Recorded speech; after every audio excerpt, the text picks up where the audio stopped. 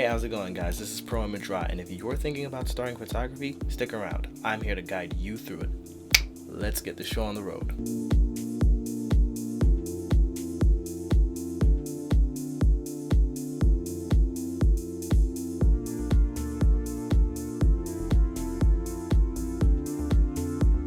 So, you're thinking of starting photography and you don't know which style to go with. You can do portraits, there's astrophotography, sports photography, wildlife. There are just so many options to choose from. Now, don't worry, let's break it down. Now, before I even say starting photography, here's something that you should really consider. Ask yourself this: why do you want to start photography? What is your goal? What is your purpose? Like I said in my previous video, everyone has a reason for wanting to pick up the camera, pure and pure. But it always starts with a good basis. If you want to do wildlife, astro, portraits, wedding, all these things are gonna matter because photography is an art. And like any artist, it is something that you do to express your emotions. You do it for a reason. So that being said, if you wanted to start something like, let's say, portraits, understanding why you're doing portraits will make you into a better photographer. As such, most photographers like myself, we started out doing a lot of different things. You're most likely gonna start shooting things around your home, like your pets or I don't know, your table, your plants, stuff like that. And there's nothing wrong with that, but those are key things to do when you're first starting, because that is when you're starting to get the feel of angles and aperture and what's the word I'm looking for, the framing and stuff like that. But once you start getting your niche down, that's when you're starting to gravitate to more different styles. So astrophotography, you're gonna want to try everything at that point. Now, of course, this means that you will want to know which kind of camera to get. 9 times out of 10, you're probably gonna go for the more budget-friendly kind of gear. I'm primarily a portrait shooter, so I have the Sony a7R III, and my lenses are the Samyang 35-1.8 and the 135-1.8.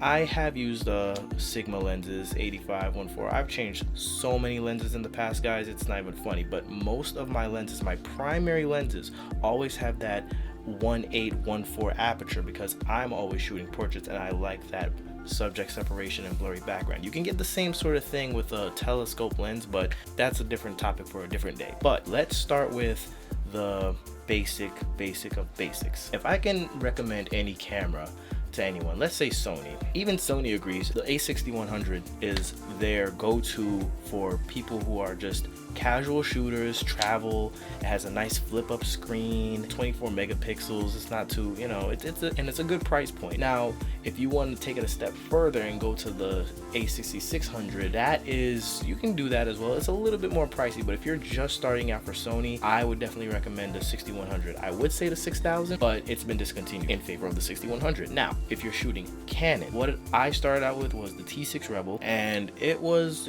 budget friendly as well. It was a nice little red one, but I had all these cameras usually come packaged with a kit lens, and the kit lens is usually 18 or 24 millimeters to like 70. They put you in that range because they want you to try everything. Basically, the aperture is just right. But honestly, if you're going with a kit lens, especially, here's the thing, if you're going with any lens, get yourself a Nifty 50. This is a 50 millimeter lens that is great for portraits, and it's overall a better lens in my opinion because it's just more mobile. It has more aperture blades. All the images just look overall better. You'll probably end up using that one more. Don't get me wrong, the kit lens is not bad, but I would probably just go with the Nifty 50. I'm just starting out. Now, I can't speak for Fuji, Nikon, or Olympus, anything else, because I haven't used that, so I won't say. But if you were starting out with those things, start off maybe the T7 for Canon and the a6100. Okay, now that you've got your camera that you need to start out with photography, now it's time to select the lenses. Now, the lens is just as important as the camera. Some would even argue that it's even more important than the camera. Now, the reason for this is because each lens is designed differently for each niche of photography that you're doing. So if you're doing a portrait, like I said, you're gonna go for lenses that kind of focus more on the person or have a low aperture, 1.8, 1.4, etc. You can also use these lenses for different styles, landscapes even. 35 millimeters of very wide focal length, so you get a lot of location type of photos. You know, everything is this, oops, I hit the mic. Everything is in frame, and it's more so about the presence of where you are and such and so forth. But the reason why the aperture is so important is because if you stop down in low light, all the way down to 1.8, 1.4, or whatever, you can have excellent low light capabilities with these lenses. And for astrophotographers, that is very important. You want to stop down to those numbers so that you let in the most amount of light when you're taking those kinds of shots to get the stars and everything. But the reason why I would go for a 35 1.8 is because the image it has. Now, each lens has a different kind of image coming out of it, and personally my favorite is the long focal length. I'm talking like 85, 135, 105, 200, etc. But 50 to 35 isn't bad. 50 is probably the sweet spot actually, but even still, you can use anything honestly as long as you have a pretty good imagination. And when you start homing in on what you want to do with your craft, that's when you're going to notice that, okay, I kind of like this style, I want to keep doing this style, and that's when you start to perfect yourself. So focus on the length of the lens, the focal length, the aperture, all those things. Research the lenses after you get your starter camera. Now, say you're going into something like, let's say wildlife. Shout out to my friend Alex. He's a wildlife photographer. Go follow his page. He does some excellent work, and he started photography and took a liking to it. I'm excellently proud of him because my friends and I got him onto it, and he's just amazing. But I think he uses the Sony a6400, but he also has the G Master, which is a very, very long focal length. It's not a very low aperture, and that's usually the case with a lot of long focal length lenses. It's just a lot to build in. It's very hard to do just because of the design, but that's fine. You still get some excellent separation. You still get some excellent focus with these lenses, and they're designed specifically for long range sports or wildlife photography. Now, when you're also doing stuff like portraits, again, your sweet spot is going to probably be starting at least with 50 millimeter. 85 is good, 135 is great, but keep in mind, the longer the focal length, the further back you have to stand from the subject. So that's why a lot of people prefer the 85, because you don't have to stand as far. But 135, I think I'm taking a liking to that just because of the kind of a look that I get. I really love those dreamy backgrounds that you get from just taking those kinds of photos. They're just if you're starting sports photography. Now, this is where it can get a little tricky. Well, depending on the camera and lens setup that you have. Okay, so remember a while ago when I said that the A6100 is great? What you want to pay attention to is the frame rate. Sports photography is very fast, and it's kind of like wildlife as well, but wildlife is, there's more moments where the animals are like moving a little slower, so it's not as bad. But sports photography, you want to be able to capture everything. You do not want to miss a beat. So that being said,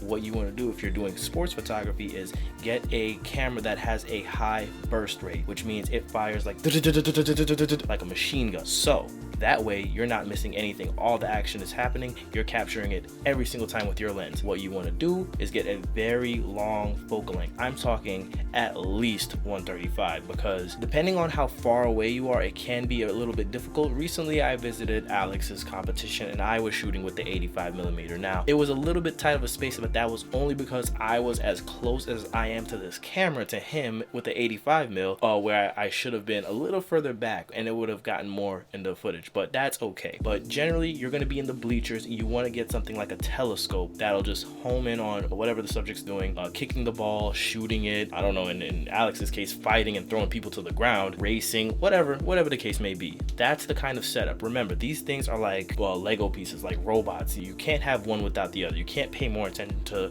one without the other. Glass is just as important as the mainframe camera. So then once you do that, you become a specialist over time. You start to notice things in your work. You start to really pick up on what you want to improve on. You start getting more involved with other people's work, reaching out. Hell, even if you want to get your own work critiqued, that's fine too. So definitely look into those things when you want to start photography. After that, if you just want to be a casual person with a camera, you can do that. You can totally just be a vlogger.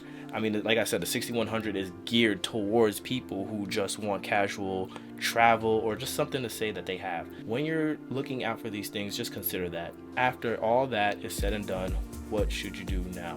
Well, that depends on you. Do you want to make money with your photography, or do you want to just have it as an art? I keep scratching the camera. But the choice is always going to be yours in the end. But no matter what your reason is, always remember that this is just the beginning. When you pick up one of these devices, I know some people that have their cameras and they haven't used it in quite a while. You can do that, but always be careful and be mindful of what you're picking up the camera for. So that being said, this is Pro Image Raw. Thanks for listening. See you guys in the next video.